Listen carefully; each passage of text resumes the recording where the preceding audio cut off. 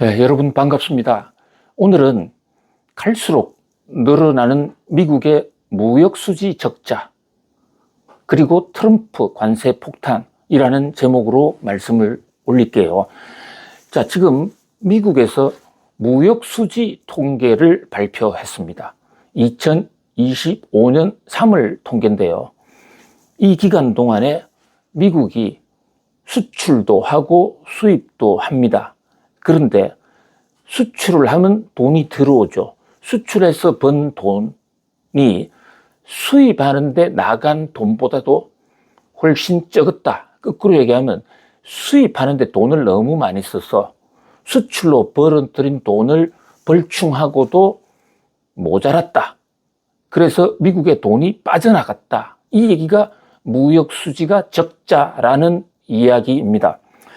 근데 미국이 무역수지 적자 본다는 것은 삼척종자도 알고 있는 일이고, 바로 무역수지 적자를 보기 때문에 트럼프 대통령이 우리 적자 줄이겠다 또는 적자를 해소하겠다 해서 메이크 아메리카 그레이트 어게인이라든지 또는 관세 폭탄, 다양한 트럼프발 지금 폭탄을 계속 잇따라 터뜨리고 있는 거 아니겠습니까? 자, 그렇다면 트럼프 대통령의 모든 이 관세 정책이나 경제 정책의 초점이 미국의 무역 수지를 줄이자고 하는 것에 있거든요. 그렇다면 트럼프 취임한 지도 좀 됐으니까 무역 수지가 좀 줄어들어야 될 것 아니겠습니까? 이상적으로는 무역 수지가 완전히 균형 상태에 오거나 아니면 흑자까지 되면 더 좋겠지만, 적어도 하루아침에 첫 술에 배에 부를 수 없다 한다면 그래도 좀 줄어드는 모습을 보여야 되는 거 아니겠습니까? 지금 1,405억 달러인데요. 이게 한 달 전에 비해서 무려 14.3% 폭증, 늘어난 것이거든요. 트럼프가 무역수지 적자를 줄이겠다 했는데 실제 경제 통계는 적자가 아주 폭발적으로 늘어나 버렸습니다. 단순 통계 전월 대비 14%가 늘어나면 연율로 따지면 이게 160% 증가한 것이거든요. 물론 3월 달에 특별한 사정이 있었을 수 있으니까 단순하게 곱하기 12 할 수는 없습니다. 그럼에도 불구하고 지난달 대비가 14% 늘어났다. 이 대목은 좀 충격적이거든요. 자, 왜 이렇게 무역 수지가 늘어났느냐? 일단 J커브 효과를 주장하는 사람들이 있습니다. 자, 김대호 영상에서도 J커브 효과에 대해서 별도 영상을 만들어서 올린 적이 있는데요. J커브라는 게 이 알파벳 숫자가 J자가 꼬부라졌지 않습니까? 내려가다가 올라가는. 그래서 어떤 경제 정책을 시행하면 J자에 크게 올라가는 부분, 그것이 정책 목표인데 그렇게 본격적으로 올라가기 전에 오히려 좀 떨어질 수 있다. 이래서 J커브 효과입니다. 중장기적으로는 결국은 정책 효과를 거둘 수 있다. 그러니까 단기에 너무 일희일비하지 말자라는 근거로도 자주 활용되는 지표인데요. 3월 달에 무슨 일이 있었느냐? 트럼프 대통령이 이제 곧 관세 폭탄을 터뜨리겠다라고 예고했던 기간이 2025년 3월이었습니다. 실제로 관세 발표를 한 날은 2025년 4월 2일이었죠. 그러니까 많은 미국의 수입상들은 관세 폭탄이 나오면 물가가 올라가겠네? 특히 수입 물가가 올라가겠다. 이렇게 이제 예상한 사람들이 많겠죠. 그러면 합리적인 선택, 수입상들이 할 수 있는 최선의 선택은 물가가 올라가기 전에 물건을 앞당겨서 구매하는 것이죠. 그래서 집중적으로 해외로부터 물건을 구매하다 보니까, 그러니까 무역수지 적자가 오히려 늘어났다.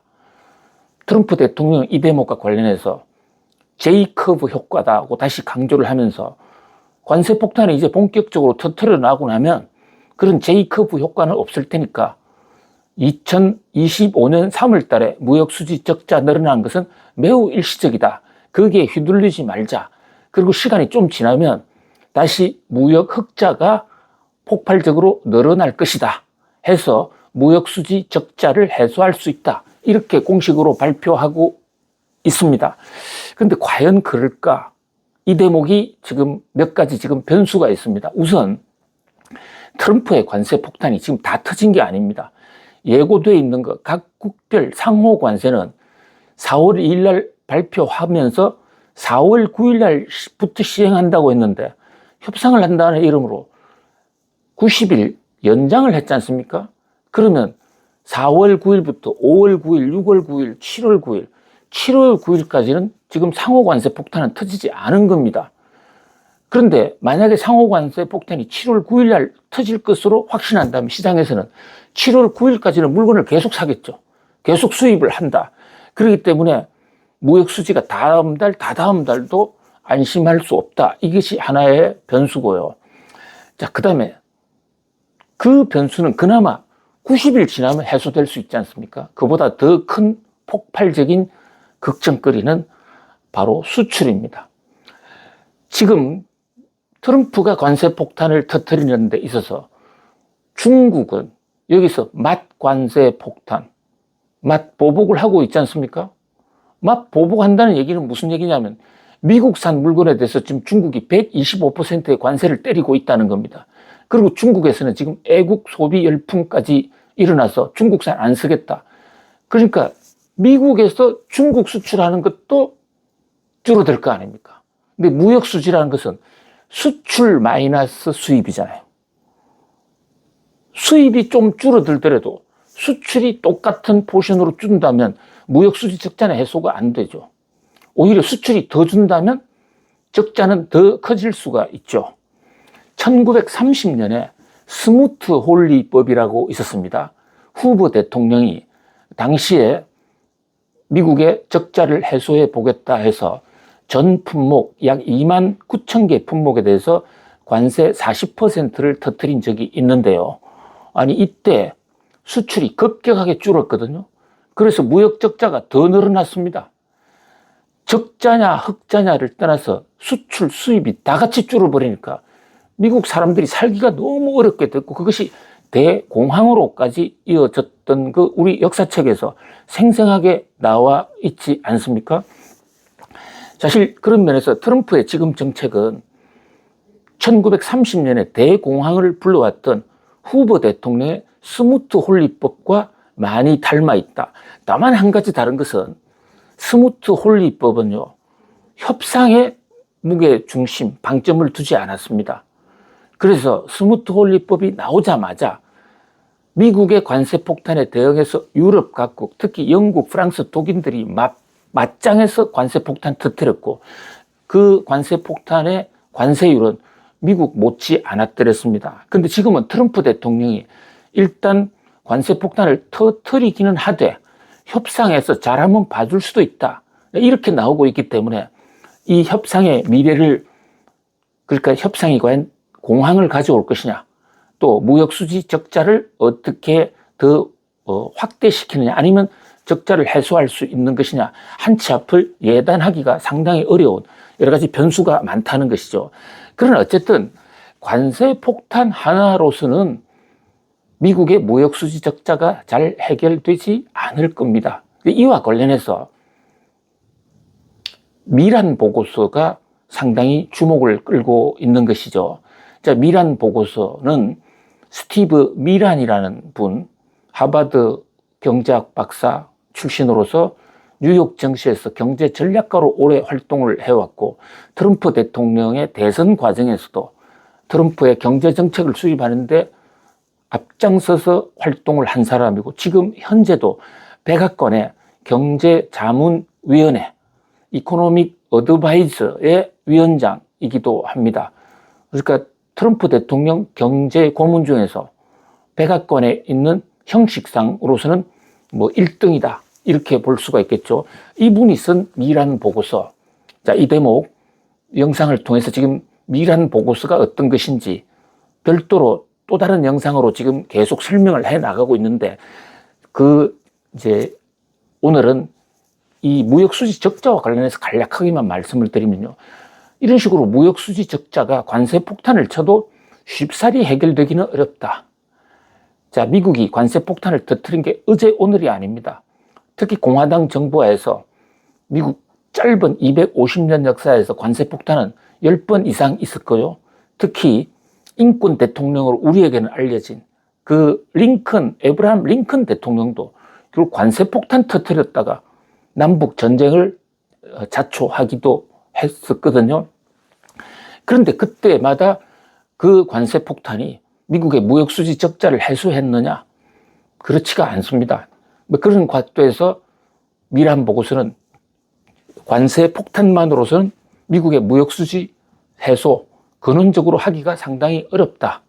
따라서 환율 협상도 동시에 해야 된다. 미국의 달러인, 미국의 통화인 미국 달러의 가치를 떨어뜨린다. 미국 입장에서 보면 평가절하를 하는 것이죠. 그러면 미국과 반대편에 있는 한국의 원화라든지 일본 엔화 또는 대만 달러 또 중국 위안화 같은 데는 절상 압력을 받게 됩니다. 최근에 우리나라 환율도 뚝뚝뚝 떨어지고 있습니다. 바로 이것이 무역 수지 적자가 해소가 안 된다. 관세 폭탄만으로서는 무역 수지 적자가 안 된다는 이 트럼프의 실망감, 트럼프의 좌절감. 결국은 이것을 해결하기 위해서는 미란이 맞았어. 환율이야, 이제는. 그런 면에서 전 세계에서 미국이 달러를 대폭적으로 평가절하시키는 방법으로 다른 나라 환율에 구체적으로 개입할 가능성이 있다. 이 풍문이 나돌면서 대만 달러를 중심으로 환율이 와르르 무너진 것이거든요. 트럼프 대통령 속내를 아직은 정확하게는 알 수 없습니다. 그러나 관세 폭탄과 환율 폭탄이 상호 연계되어 있다라는 사실은 변함이 없는 트럼프의 지론이고요. 이것을 어떤 방식으로 언제 또 얼마만큼 연계시키느냐, 이 대목은 전혀 알려져 있지 않았죠. 아무튼 3월달 무역수지 적자가 2월달보다 오히려 크게 늘어난 14.3%나 늘어났다는 사실, 이것은 트럼프 대통령으로 하여금 관세 폭탄 카드를 조금이라도 좀 빨리 터뜨려야 된다라는 그런 강박관념을 줄 가능성이 있습니다. 이런 각도에서 이제 조만간 발표될 4월달 무역수지, 5월달 무역수지도 트럼프의 행보를 결정하는 굉장히 중요한 변수가 되어 있다. 그런 면에서 우리가 남의 나라에 걱정까지 하는 좀 여러 가지로 이상한 형국입니다만은 앞으로 당분간은 미국의 무역수지 적자폭, 이 대목을 좀 예의주시해야 될 것 같고요. 특히 미국이 무역 적자의 각별 통계도 동시에 발표하는데요. 지금처럼 이 무역수지 적자가 예민한 상황에서 미국에 많은 적자를 안겨주고 있는 나라 명단, 이것은 또 통상 압력에 중대한 어떤 명분이 될 수도 있습니다. 우리나라도 미국에 대해서 엄청난 양의 무역수지 흑자를 보고 있거든요. 미국 입장에서는 한국 때문에 무역수지 적자다, 이렇게 볼 수도 있죠. 물론 우리는 중국이나 유럽연합 또는 베트남, 대만보다는 무역수지 흑자가 적습니다. 그렇지만은 우리나라의 대미국 무역수지, 이 대목은 트럼프 대통령 입장에서는 환율 압력이나 관세 폭탄 압력을 넣는데 하나의 근거 자료가 될 테기 때문에요. 미국의 전체 무역수지 통계도 중요하지만 한국과 미국 사이에서, 한국과 미국의 무역에서 우리나라가 대미 무역수지 얼마나 흑자를 보고 있느냐, 미국 입장에서는 얼마나 적자를 보고 있냐, 그 추세는 어떡하냐, 이 대목도 예의주시해 볼 필요가 있습니다. 자, 김대호 박사 TV에서는 이런 시기적으로 매우 민감한 이런 지표 나오는 대로 간략하든 길든 신속하게 우리 구독자님들에게 바로 보고해 올리겠습니다. 여러분 감사합니다. 오늘도 승리하세요.